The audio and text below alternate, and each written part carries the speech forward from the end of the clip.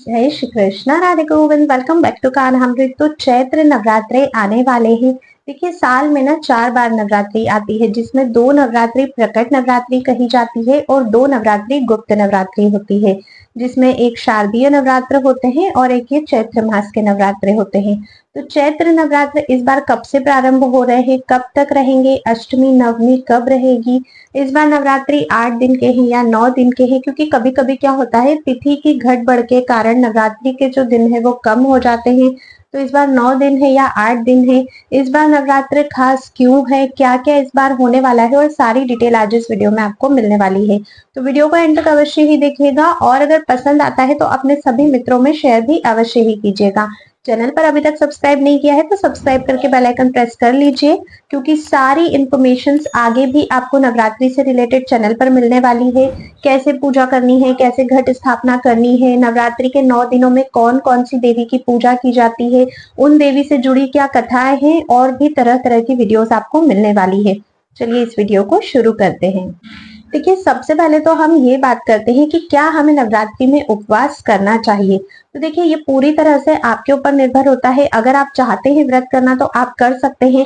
अगर मैं आध्यात्मिक रूप से बताऊं या फिर मैं वैज्ञानिक रूप से बताऊं तो नवरात्र का जो पर्व है वो इसलिए आता है क्योंकि मौसम चेंज हो रहा है। सर्दियों से अब हम लोग गर्मियों की तरफ जा रहे हैं।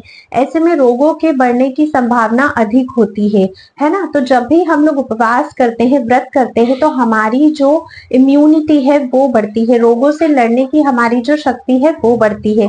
तो हिंदू धर्म में जो भी व्रत, पर्व और त्योहार है वो सभी इसी प्रकार से है कि कब आपको किस चीज की जरूरत है, कब आपके शरीर को किस चीज की जरूरत है। तो अगर आप व्रत करते हो तो ये आप ही के लिए अच्छा रहने वाला है, नहीं भी करते हो तो पूर्णतः आपकी चॉइस है। अब चैत्र नवरात्रि जो है वो इस बार 30 मार्च 2025 से प्रारंभ हो रही है, जो कि 6 अप्रैल 2025 तक चलेगी। इस बार तिथि की गड़बड़ है, जिसकी वजह से नवरात्रि का ये जो पर्व है वो 9 दिन की जगह सिर्फ 8 दिनों का रहेगा। अब इसमें अष्टमी या नवमी एक दिन करनी है या बीच में कोई तिथि एक दिन हो रही है, ये मैं आपको आगे वीडियो में बताऊंगी।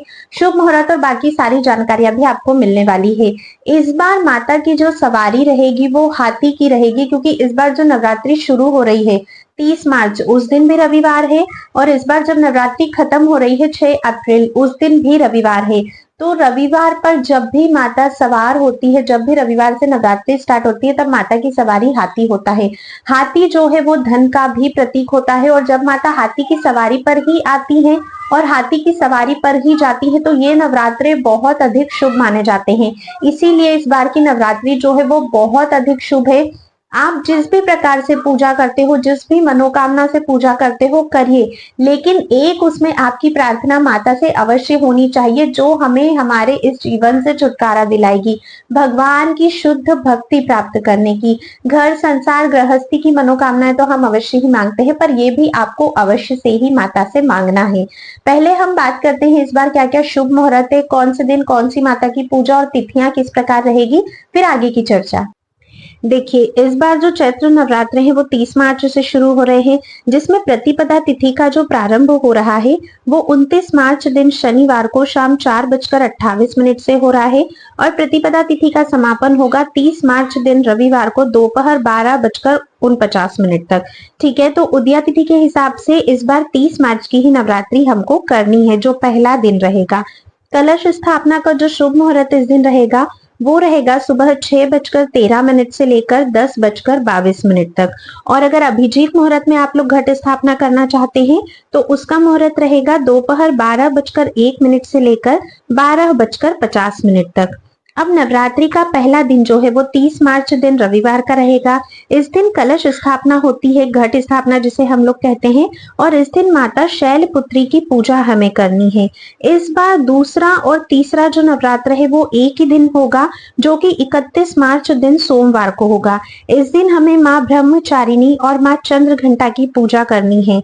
देखिए, द्वितीय तिथि जो प्रारंभ हो रही है वो 30 मार्च रविवार को दोपहर में 12:50 से शुरू होगी, और इसकी समाप्ति होगी 31 मार्च दिन सोमवार को सुबह 9:11 पर।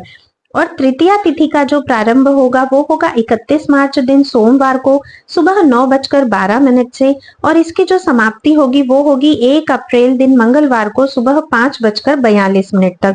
क्योंकि जो तृतीया तिथि है वो सूर्योदय से पूर्व ही समाप्त हो रही है 1 अप्रैल को, इसीलिए हम द्वितीया और तृतीया दोनों एक ही दिन इस बार मनाएंगे, जो कि होगा 31 मार्च दिन सोमवार को, क्योंकि उदया तिथि से पहले ही उसका समापन हो रहा है।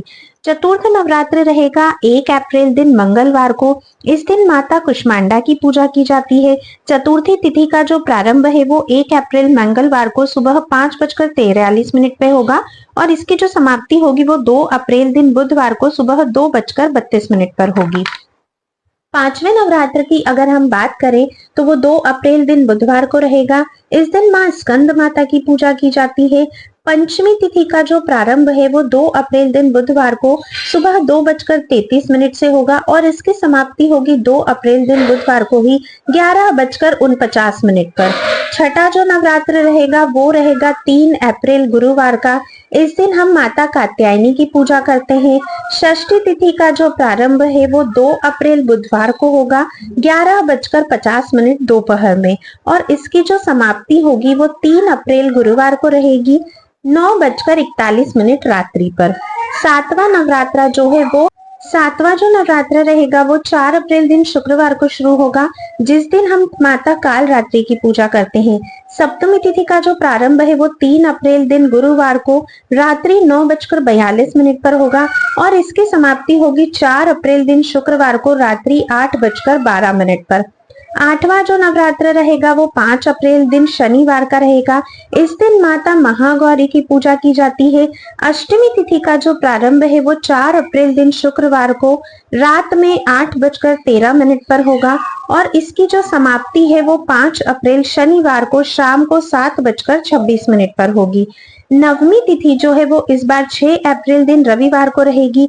इस दिन हम माता सिद्धिदात्री की पूजा करते हैं।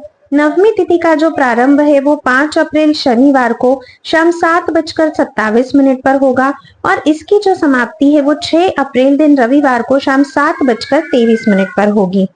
अब देखिए, दुर्गा अष्टमी जो है वो इस बार 5 अप्रैल दिन शनिवार की रहेगी, और राम नवमी जो है वो इस बार 6 अप्रैल दिन रविवार की रहेगी। अब जब नवरात्रि की नवमी तक का पूरा कार्यक्रम हो जाता है, नवमी तिथि के बाद दशमी तिथि के दिन होता है नवरात्रि व्रत का पारण और कलश विसर्जन, जो कि इस बार 7 अप्रैल सोमवार को हमें करना है।